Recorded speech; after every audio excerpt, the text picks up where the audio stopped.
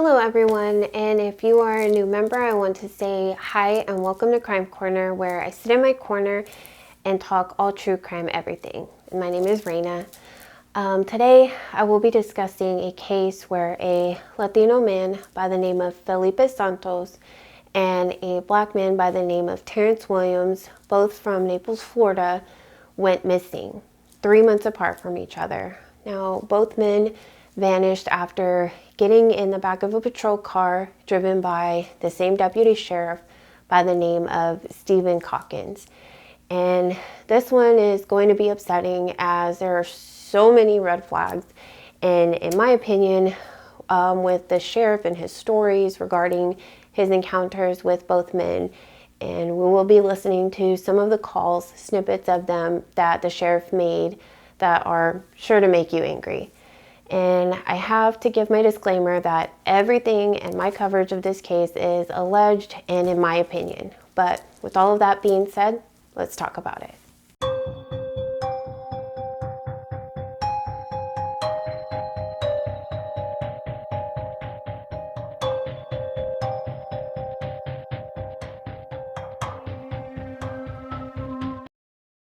The 27-year-old Terrence Williams was born on January 17th, 1976, and he was an only child. He was raised by his mother by the name of Marcia Williams, and from what I was able to research, I didn't find any mention of who his father was, but Terrence and his mother Marcia were very close, and Marcia absolutely adored her son and would do anything for him.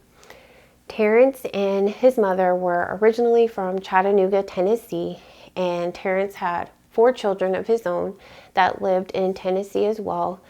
Then sometime in 2002, Marcia, Terrence's mother, got married and decided to move to Naples, Florida with her husband.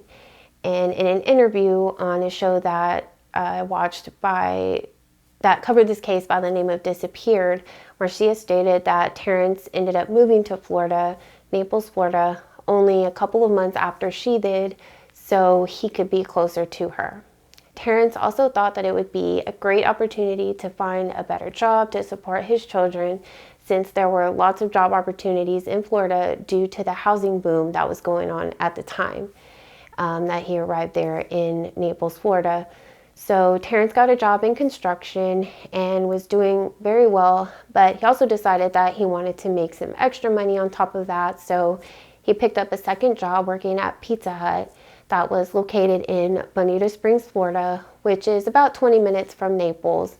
And his mother and his roommate by the name of Jason would give him rides since Terrence was not able to drive himself. Terrence had previously purchased a vintage white Cadillac car similar to the one that is pictured on the screen in 2003. However, the registration on his car was expired and his license was not valid due to a prior incident of driving under the influence, and he had like 6 more months to go before he would be able to drive again. So on the evening of Sunday, January 11th, 2004, his mother had picked him up from work and took him to his home where he lived with his roommate that I mentioned, Jason, and sadly, this would be the last night that Marcia would ever see her son again. Terrence actually had plans to meet up with his Pizza Hut co-workers later that night, but he needed to run home to go and get ready, so Terrence tried to convince his roommate Jason to go with him to the get-together. However, his roommate stated that he didn't feel like going, he just wasn't in the mood to go.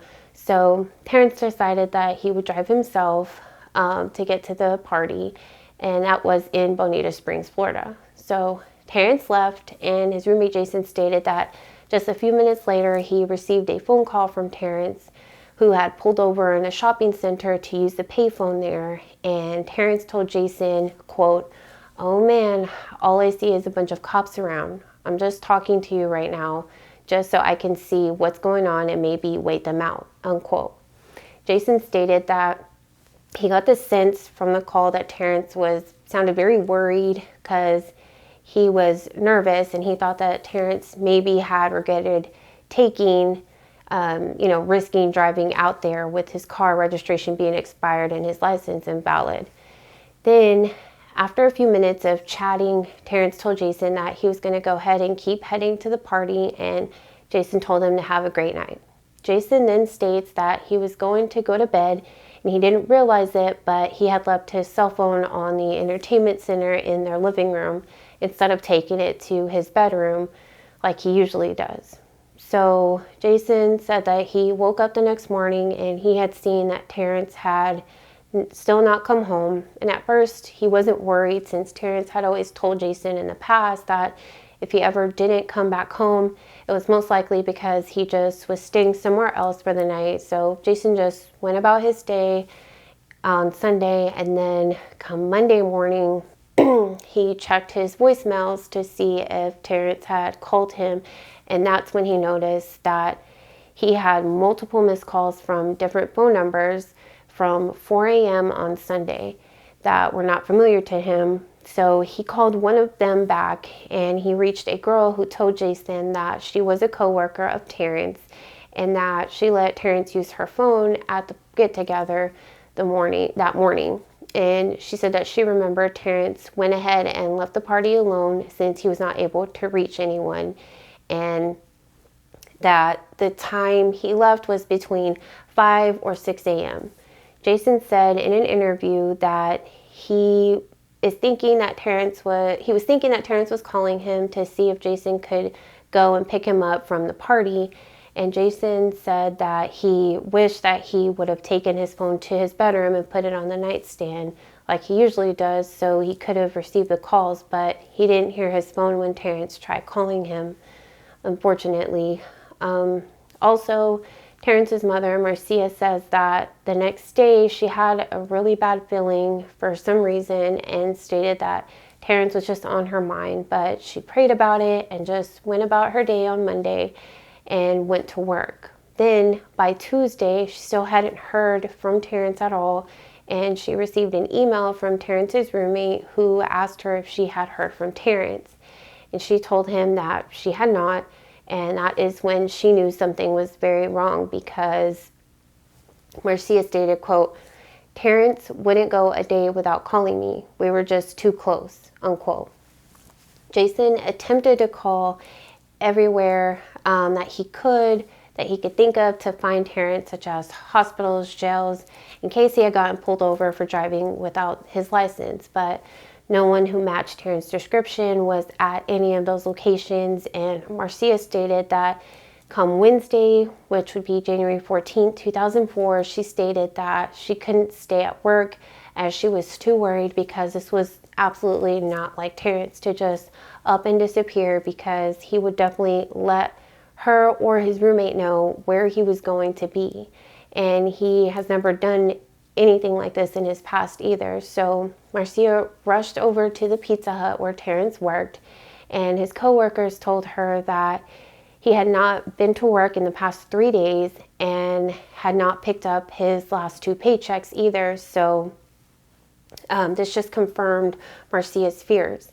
This is when she went to file a missing persons report with the Collier County Sheriff's Office, and they told her that he was grown, and if she hasn't heard from him in a month, to go back to file the report. So at that point, the Williams family all began calling the sheriff's office from Chattanooga, Tennessee, like his family that lived over there, to help. And this is when the sheriff's department began to take the case a little more serious.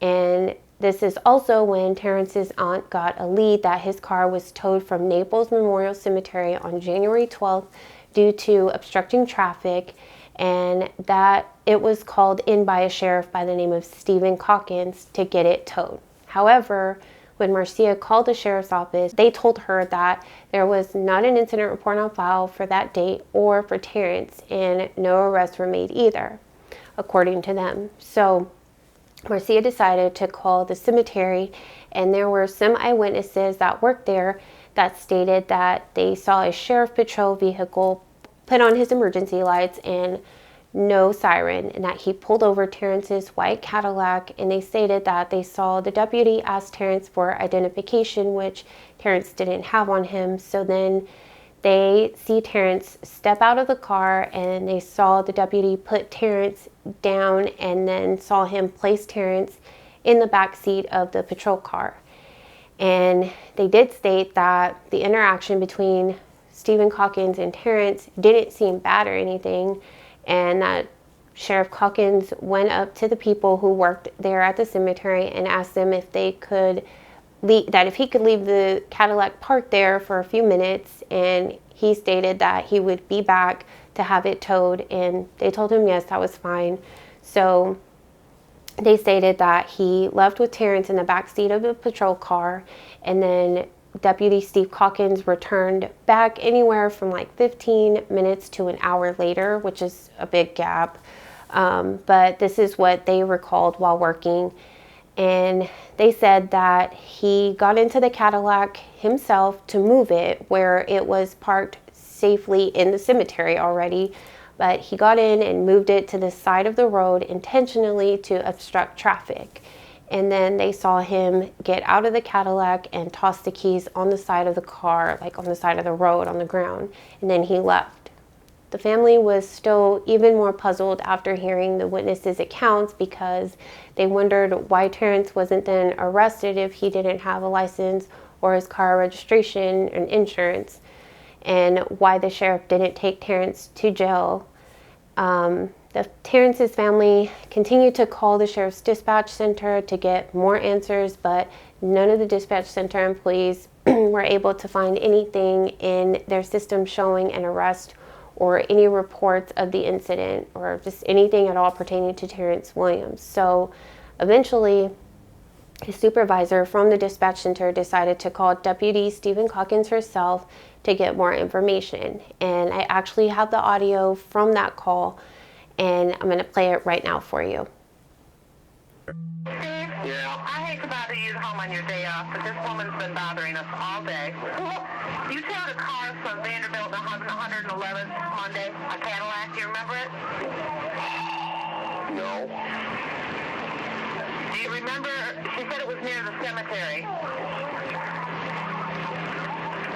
Cemetery. I mean, the people at the cemetery are telling her you put somebody in the back of your vehicle and arrested them, and I don't show you arresting anybody. I never arrested nobody. That's what I thought. Okay. I gotta think about this one for a while. But you're sure no one was with that vehicle? No. It was around 12:30 in the afternoon? Jesus, I can't remember. You don't remember? You're going to be my age, huh? So Calkins stated that he didn't remember having any contact with Terrance, and Terrance's mother was angry because Calkins was a seasoned veteran, and it was very strange to her that he couldn't remember an interaction with someone that he had pulled over just 4 days prior. And I feel her, because the dispatch supervisor gave him enough details that it should have sparked something in his memory to remember the incident. Also, Steve Calkins' signature was on the tow ticket. Like, come on now. So that's his story, and he's sticking to it, though, that he didn't have any interaction. So Marcia and her family put more pressure on the sheriff's office, and this time there was a second call made to Steven Calkins from the office, and at this second time around, his memory miraculously comes back, and he told them that he did in fact remember having an interaction with Terrance. So the sheriff's office asked Calkins to go into the office to write up an incident report of the pullover, and this was 7 days after Terrance's disappearance. So this would have been January 19th, 2004. In Calkins' report, he stated that he did pull over the Cadillac car because he stated that it looked like the Cadillac was having car problems and was struggling to drive on the road. And the road was called Vanderbilt Drive. And he said that he wanted to see if Terrance needed any help, but Marcia said in a later interview that there were no issues with Terrance's car because he had just gotten it out of the shop. And she said that when she had to go pick up the vehicle from the tow yard later to drive it back home, which from her home to the tow yard was about 25 miles, that it drove perfectly fine and there were no issues at all. But Calkins stated that when he pulled the Cadillac over, he said that the driver was asking if he could please just take him to work, give him a ride to work up the street at the Circle K because he was going to be late for his shift.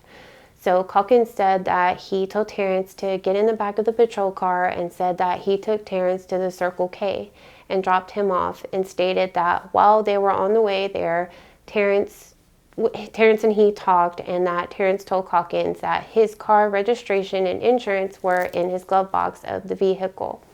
So Calkins stated that he told Terrance that he would go back to the Cadillac, get the documents, and then he stated that Terrance got out of the squad car and got out in the Circle K parking lot.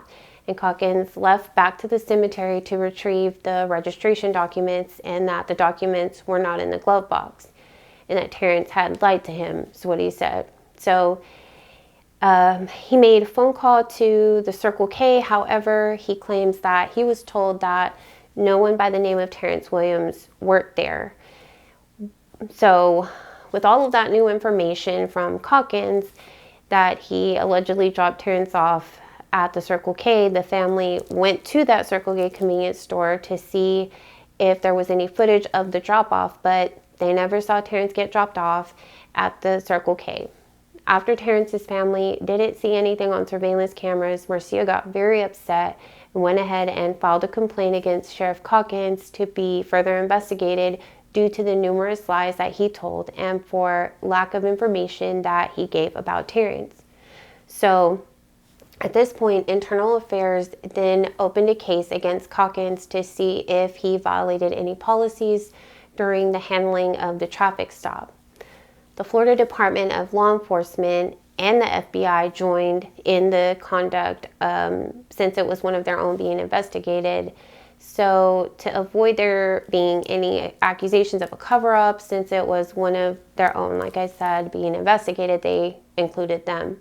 So from the FDLE and the FBI's investigation, there was something that really caught their attention, and they actually found that there was another complaint that had been filed on Calkins 3 months prior for something eerily similar.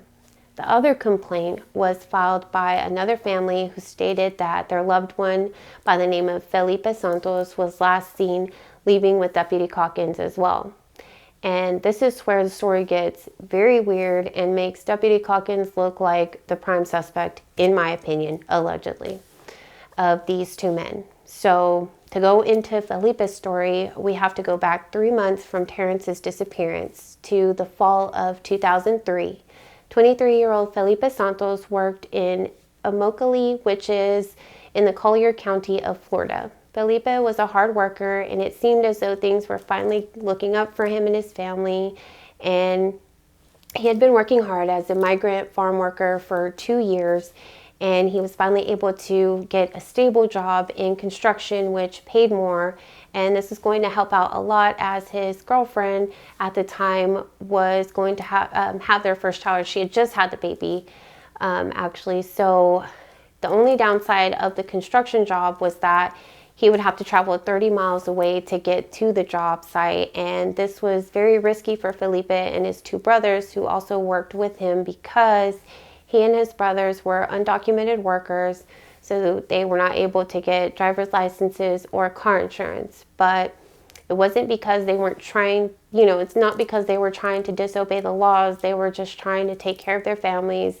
So without hesitation, they were on their way to work on the early morning of October 14th, 2003.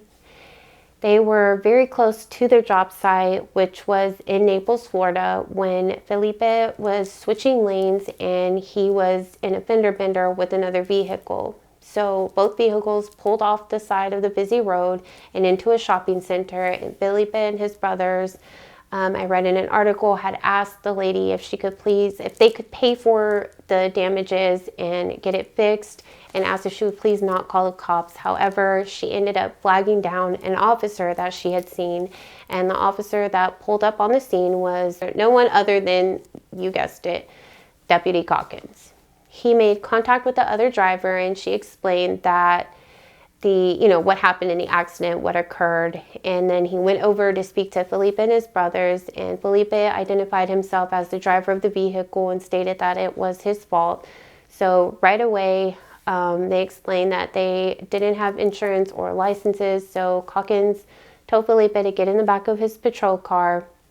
And from Calkins' account, he stated that everyone was amicable and nice, and there was no issues during the incident, but that was contradicted when, in a later interview with the FBI, the lady, which was the other driver in the incident, said that Calkins seemed very agitated and that he made a remark allegedly stating something like he was tired of handling incidents with people who didn't have licenses or insurance.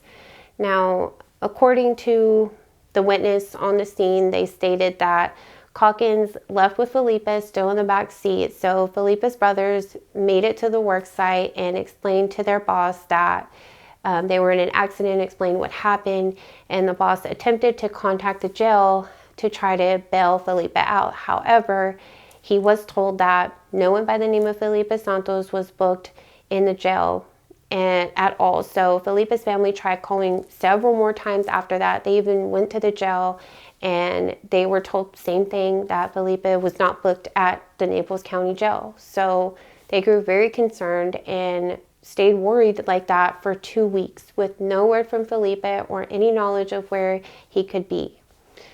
When finally the Santos family did receive a copy of Deputy Calkins' incident report, and in the report, Calkins stated that the reason that Felipe was not in jail, and in his report, he stated, quote, "I then decided not to take V1 driver to jail as he was being very polite and cooperative," unquote.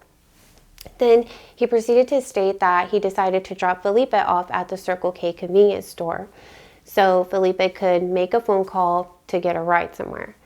Does that sound familiar to y'all?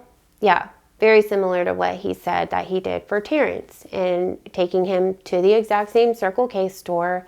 And how ridiculous does it sound to say that Felipe was so nice in the beginning, and so he just took him for a drive to the store to call someone for a ride? Like, how about taking him back to his car and his brothers to get a ride from there? Like, they could have all left together. So it didn't make any sense. So Calkins is just such a nice guy that he takes people for cruises and decides that they're so nice that he'll just take them to the Circle K convenience store and just let them figure it out and find a ride from there and get to where they need to go. Like, okay, Calkins, sounds legit. Yeah, not shady at all, right? Anyway, I digress. Calkins issued 3 different tickets to Felipe, and Felipe would have to appear in court on November 13th of 2003. The other 2 tickets each carried a $1,000 fine, and the Santos family felt that Calkins did that to just be mean and that it was excessive. But the family wasn't able to file a missing persons report finally, and they also filed a complaint against Calkins because if he would have arrested Felipe, then Felipe should have been in the jail and shouldn't have just disappeared into thin air. Deputy Calkins was made aware that his handling of the incident was going to be investigated by the Internal Affairs. So the sheriff's office came out and said that during his 17 years on the job, he was commendable and that he had been deemed a hero, while he was on patrol. But Calkins volunteered to do a recorded interview with Internal Affairs and was cooperating at that time. But as far as the missing persons case that was filed for Felipe, it was hard because he was of legal age, and they kept telling his family that he had every right to just disappear if he wanted to, but Felipe's then failure to appear at his November 13th court date regarding the incident then made him a fugitive in the court's eyes. So they wondered if maybe Felipe was just hiding out due to being worried that he would be taken to prison or be deported. However, the investigators did not believe that that was the case. Mind you, the investigators didn't find any evidence of a crime, but they did state that there were lots of red flags and that, they picked up on these. So they kept the case open, and those red flags were that Felipe hadn't picked up his paychecks, that he had no contact with his family whatsoever after October 14, 2003. So multiple agencies were searching for Felipe at this point. They even had to cross the border to do a search, but no evidence was ever found to where Felipe was and if he was alive. After 2 months, the administrative investigation into Calkins, he was exonerated of any wrongdoing regarding his actions after the accident. The Internal Affairs stated that Calkins handled the incident, how he handled it was correct and according to procedures at that time. And as the Santos family, at that same time, the Santos family received a letter from Internal Affairs that Calkins was being exonerated. But the timing that they received that letter was sad and eerie because this was around the same time that Terrance went missing. Then on Wednesday, January 21st, 2004, which was 9 days after Terrance's disappearance, the Collier County Sheriff's Crime Scene Unit processed Terrance's car to look for any kind of evidence that would help them try to find out what could have happened to Terrance. During the processing, they did find some trace evidence in the car. However, due to the case being an ongoing investigation, they have not released what that evidence was and or where they found it. They're going to keep that confidential as it could jeopardize the case. So then 2 days later, the sheriff's office had a press conference to ask the general public for help to find Terrance, and this caused several tips to flood in and people stating that they may have spotted Terrance. However, none of those tips ever panned out after they were fully investigated. Then on February 12th, which was about 1 month after the disappearance of Terrance, the Internal Affairs again asked Calkins to go back in for another taped interview, and this time he signed a document stating that none of what he said could be used against him as evidence in a court of law. They also issued him to take a polygraph test in which he passed. They also did a covert search of Calkins' patrol car to see if they could find any trace evidence of a crime occurring, but they didn't find anything and stated that his car was, quote, immaculate, unquote. In the investigators' search, they also went ahead and put a GPS tracker on Calkins' patrol car to see where he spent his time while on patrol and if maybe he would go back to a secluded location where he could have taken Terrance. This led them to 12 different locations where they felt that intensive searches needed to be completed, but after 2 days of exhaustive searches, they entailed aerial photos that were taken in several cadaver dog teams, but they couldn't find anything at all. The detectives then decided to look further into Terrance's background to see if maybe he had any reasons to try and disappear on his own accord, and that is when they found out that Terrance actually had to be in court for a child support hearing for back pay, and this was to be held in Chattanooga, Tennessee, and he was due to appear 2 days after his disappearance. And his mother stated that he would have never missed that court hearing because he was trying to get all of that taken care of and make everything right to be able to move forward with his life. When he failed to show up, a warrant was then issued for the arrest of Terrance. So the detectives thought that maybe this was a reason for Terrance, wanting to leave on his own accord. But they did state that Terrance was fully aware what the outcome would be if he had missed that court hearing. And they stated that if he did decide to disappear on his own terms, then he was doing a, quote, masterful job, unquote, because there has been no trace of Terrance anywhere at all. While the detectives were working on the case on their end, the Internal Affairs investigation was still ongoing with Calkins, and Calkins gave his statement to the detectives on February 12, 2004, and the detectives started their investigation as well and decided to pull the calls that Calkins made on the afternoon that he pulled Terrance over. And what they heard on those calls was very concerning. It turned out that on the day he pulled Terrance over and ran his tags, 4 minutes later, Calkins calls his friend at the dispatch, and the story that he tells dispatch contradicts everything that he put in his original report and contradicts what the eyewitnesses from the cemetery stated as well. This call to dispatch took place on the day he pulled Terrance over at about 12:49 p.m. and I'm actually going to play a snippet of that call right now for y'all, so let's take a listen. Well, I got a homie Cadillac on the side of the road here. Signal 11, signal 52, nobody around. All right. The tag comes back to nothing. It's a big old white piece of junk Cadillac. Like, all right, I told it. He told it, Davey. Give me the VIN number. Maybe he's out there in the cemetery. He'll come back in his car and be gone. Yeah, really. Mr. No registration. Well, it was blocking the road about an inch off the road, you know. Now, after hearing that call, I was pretty infuriated. He doesn't sound very professional to me using the terms that he did, and his comments contradict what he wrote in his report because remember, he stated that he pulled Terrance over into the cemetery parking lot because it looked like Terrance was having trouble riding around, and then he stated that he moved Terrance's car to the side of the road so that it could be towed, but that's not what we just heard in the call. It's not what we heard him say, is it? In the call, he is stating that the car was already blocking traffic and that when he arrived to it, the person was probably out in the cemetery walking around, so abandoned, and that they would go back to the car and it wouldn't be there. He had a good little laugh about that. So yeah, major red flags in my opinion as to why he has so many different accounts.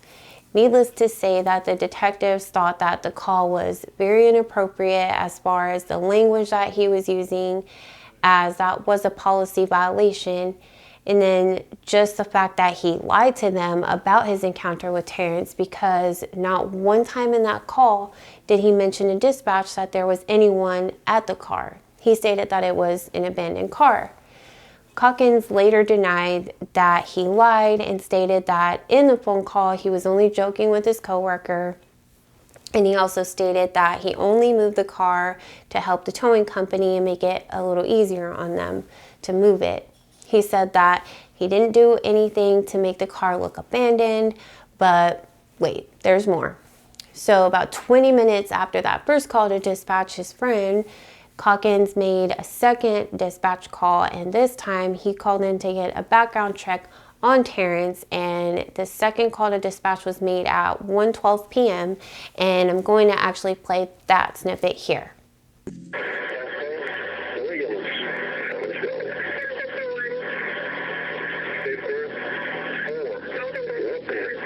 75.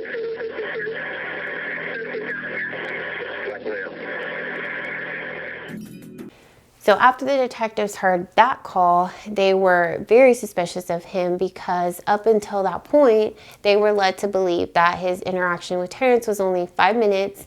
And remember, he claimed that he never knew Terrance's last name. So that was another lie from Calkins that he was caught in. And even on his original report, it said on there Terrance's name, and he wrote unknown in the last name field for him. So if you think that it can't get crazier, it does.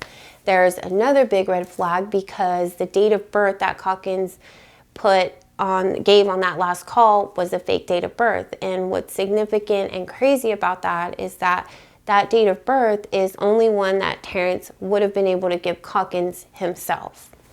So the investigators wanted to know if Calkins didn't get any information from Terrance other than just his first name, then where in the world did he get that date of birth from?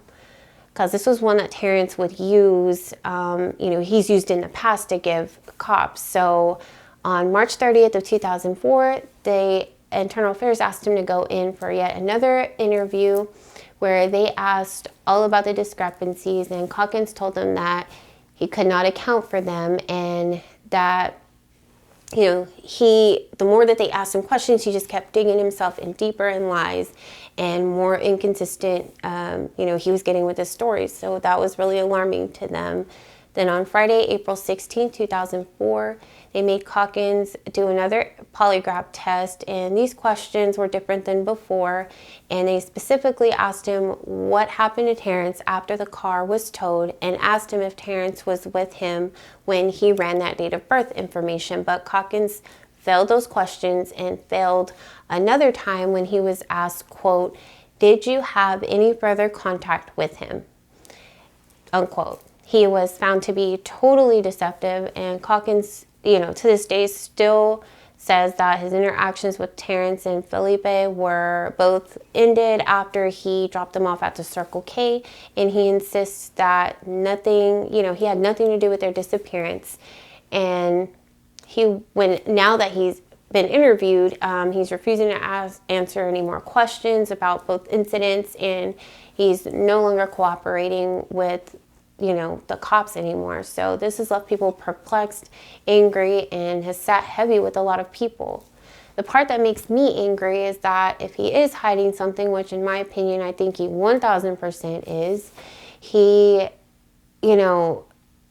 they can't do anything about it anymore because there's not enough evidence to show that he did anything to them physically, and there's not enough probable cause for them to be able to search his house. And the detectives, or one of the detectives in a later interview, stated that they would have loved to have been able to search Calkins' home, but they were not able to legally without a motive. So basically their hands are tied.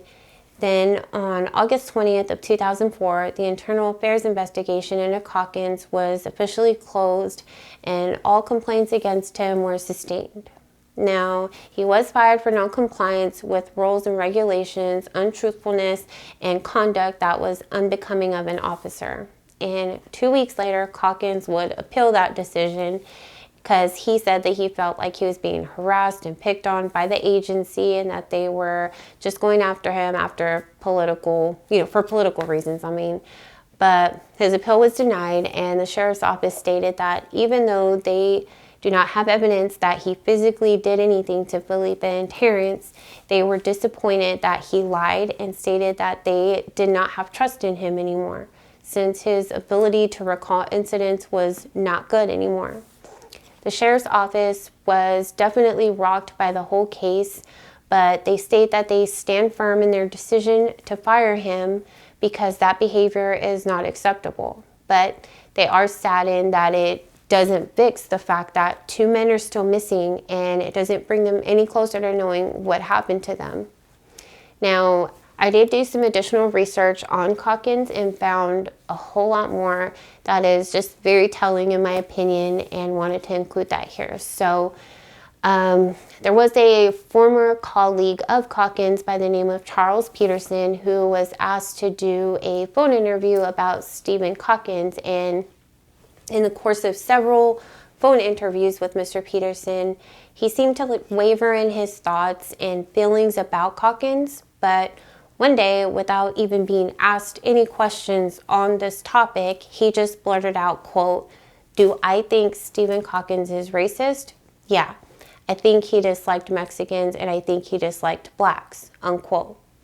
Minutes later, he backed off that statement and clarified that what made Calkins really angry was, quote, "was these Mexicans or blacks that were uninsured or driving with no license," unquote.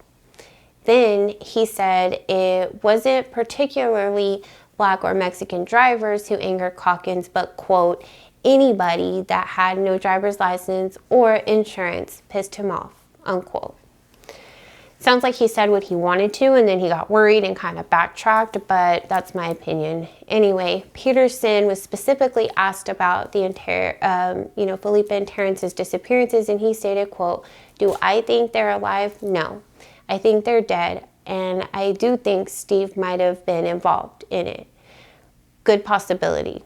Is there evidence? No. Why? Because they never arrested him. Could he be a hidden monster inside? Yeah. He could be. I tell you, if Steve was able to do it, he would definitely make sure there would be no body found," unquote.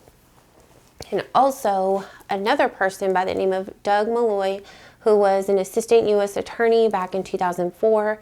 And this is a person that led multiple agency task force into the investigations of Terrance and Felipe's case, said, quote, "It is my belief that they were killed because of their color," unquote. The investigators also made a list of nearly 12 untruthful statements that Calkins had made, and, saying that he never met Terrance. Then the FBI sent a target letter to Calkins and asked him to answer questions from a federal grand jury about the disappearances, and Calkins declined. And the investigators' suspicions did not lead to probable cause, so no one could prove that these were in fact hate crimes or even crimes at all. Years have passed and the cases remain open, and both men's children have grown up without their fathers. And Calkins has repeatedly denied harming the men, and he's never been criminally charged. He's now close to 70 years old, and he was last known to be living in Iowa. And through his attorney, he's declined multiple interview requests from CNN. And Terrance's mother, Marcia Williams, has actually kept a lock of her son's hair and a picture of him wearing a navy blue t-shirt looking at the camera, which makes it look as if Terrance is looking at her every time she walks past it, which is just very sad. Then across the Gulf of Mexico in Oaxaca, friends and relatives remember Felipe Santos, and one of his friends stated, quote, to CNN, "He didn't deserve to be disappeared in this way. It isn't right that he hasn't been found after so many years, and we don't know what happened to him." At this point, his parents say if we find his remains, we can give him a Christian burial, so we have somewhere to cry and pray for him. But in this case, there isn't anywhere, and there isn't any way to do that. Everything is in limbo, and we are never going to know what happened, unquote. Those statements from Calkins' colleagues and from the investigators themselves is just very telling, and it really makes me angry that they, can't do anything and their hands are tied, which I know it's not their fault, but they don't have enough probable cause. So this is why I wanted to share this case, because it's not right that he just gets to go on living his life and made all these stories up. And in my opinions, his stories just scream guilty, but allegedly, just a lot of red flags. And I just really hope that more answers will come out, and maybe his conscience, if he has one, will make him come clean to finally give these families the answers that they need and deserve. But to this day, again, there's been no verified sightings of either man, and according to the Collier County Sheriff's Office, both men are presumed dead. The disappearances have attracted national attention, including from activist Al Sharpton and famous filmmaker Tyler Perry, who has offered a $200,000 reward for meaningful tips for both Felipe and Terrance. And this is a case of Terrence Williams and Felipe Santos, and it's just terribly sad, and I just want to send prayers to the Santos and Williams family, and I really hope that by helping to shed some light on these disappearances, we can all help to spread it and get some more eyes on these cases, because these families deserve to know what happened to their loved ones, especially their children who had to grow up without their fathers. And it's just absolutely heartbreaking to know that, and I feel terribly for both families. But both Felipe and Terrance were very hardworking and just trying to do the right thing to make sure that their children were taken care of and their families. And it's so sad that they both had to encounter Sheriff Calkins, and I hope that more answers come out, and I hope that they are at least found to help their families heal and close this chapter from this horrible situation. And I want to know what you all think about this case. It upset me very much hearing those calls that he made to dispatch, and I just want to know y'all's opinions. Do y'all think that, Calkins did something, or is it just, like he said in his words, a coincidence? I don't know. I just think that the whole thing just is just a big red flag, against him. But I really, really appreciate you all coming to listen to another case with me today, and I Really hope that you have a wonderful week, and if you'll please like and share this so we can get it out in the algorithm. And again, I just hope that more comes out about this case. But thank you so much. I really appreciate all of y'all's time, and until the next one, please be safe out there.